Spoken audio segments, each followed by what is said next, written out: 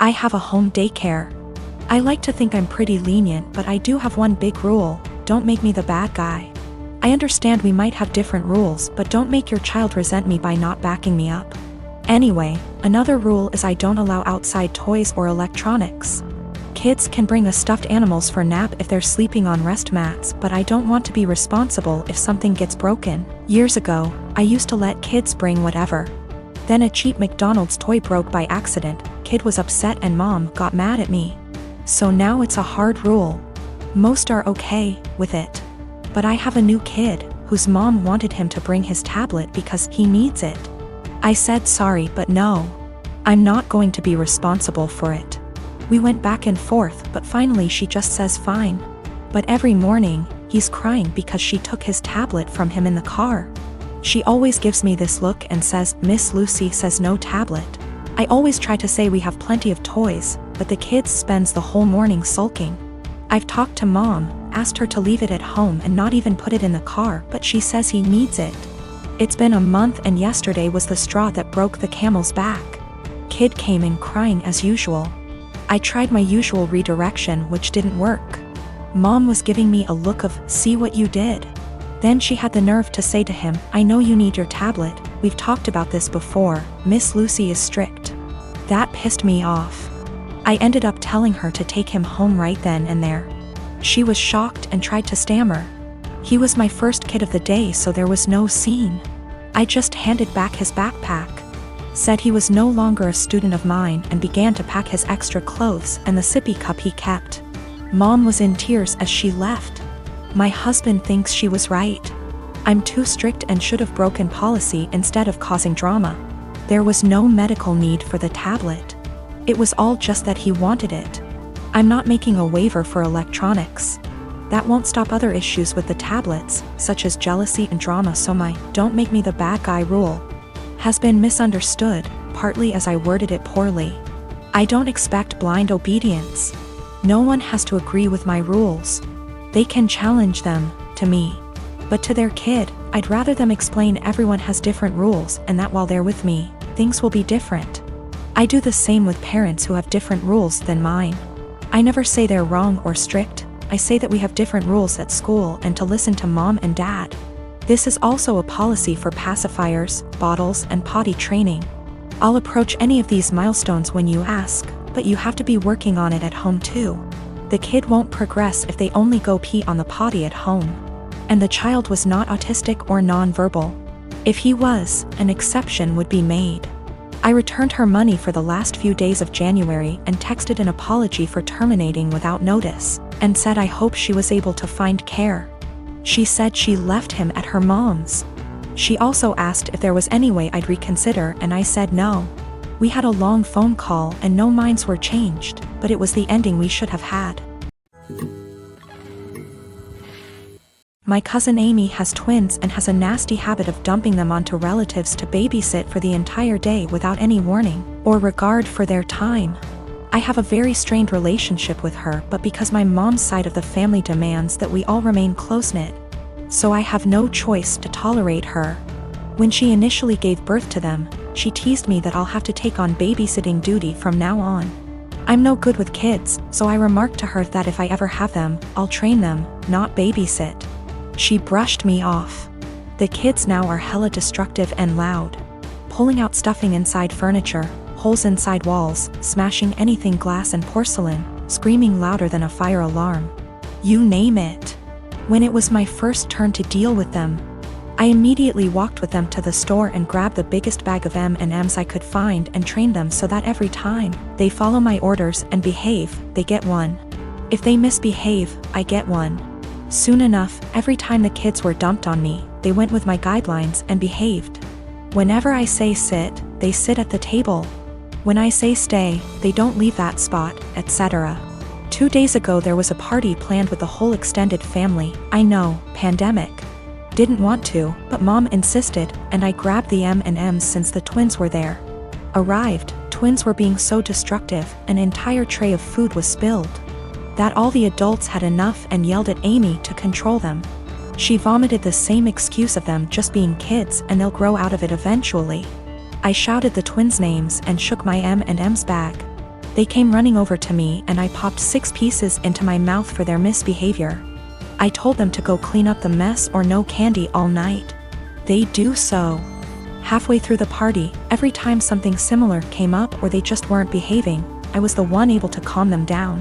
When Amy saw what I was doing, she got angry and started yelling at me about how her children aren't animals and that I shouldn't be giving them so much candy anyway. I told her that I'm their aunt, not their parent. Why am I the one disciplining them? Isn't that her job? She screamed the same argument at me, and since she's their mother, to stop giving them candy. One of the twins overheard and went apes hit. Dashed straight into the kitchen and started shattering anything they can get his hands on, shouting over and over that he wants candy. His twin joined him soon after. I repeated that she's their mother, and just sat in the living room watching it all unfold. At the end, Amy blamed me for them turning out this way. The other relatives she dumped them on, a majority, disagreed, but when I told a friend about the situation, he told me that the training I did can really up the kids mentally later in life. My husband and I, both in our early 30s, have been together for over a decade and made the decision to not have kids. I like kids, I have nieces and nephews, we just don't want them for our own reasons. He had a vasectomy, which only a few people know about. Our families are aware we don't want kids, as they've asked this before during different major life events, our wedding for instance. We recently bought a 3-bedroom home with a nice yard in a nice area. Excited to show our new home to family and friends, major upgrade to our previous home, we hosted a housewarming. During the party, one of my sibling-in-laws, Alex, made a few indirect comments about all this space. And kids would love it in our house, etc. Eventually they asked point blank when we were having kids. I made a light-hearted joke about it, which is my go-to for this question. Oh, well, I like sushi too much to have to give it up for a pregnancy. Plus not drinking for pregnancy and breastfeeding? No thanks. I tried to make it very light-hearted and laugh it off. Most people just laughed along. That seemed to anger Alex, and I was told children are a joy, and a good mother puts her kids before everything else. I agreed, children are a joy, I like spending time with the nieces and nephews. And obviously I can't be a good mom if I chose sushi over kids, so I just won't be a mom, paraphrased. Still trying to brush it off in a gentle way because I'm not trying to start a fight by telling them to stop asking in front of everyone, because I know my tone will be seen as rude and abrasive. We move on. But Alex is still annoyed and making little comments in their group about how flippant I am about it and how when it finally happens, then I'll understand. My husband heard this and jokingly said, well, if she gets pregnant, that'll be a problem for the divorce lawyers. That seemed to piss them off more, but they stopped. With holidays coming up, we have not been invited to Alex's usual Halloween bonfire. When husband spoke to his parents, they told him Alex was annoyed we were so careless and callous about our child-free status and to say what we did, and they realized we had taken permanent steps to ensure we never had kids. That we know they had to do if to have kids, etc. And we are AHs to just not care. I feel bad because they did do if and lots of fertility treatments to have their kids. And even then they still had a few miscarriages. I can't imagine wanting kids and struggling to have them and then deal with miscarriages. But at the same time, I'm so tired of justifying living my life how I want. I feel terrible my joke was taken the way it was and that I hurt my IELTS. I truly never meant for that to happen. After the bonfire this weekend, we will be reaching out to have a heart-to-heart, if they'll accept it.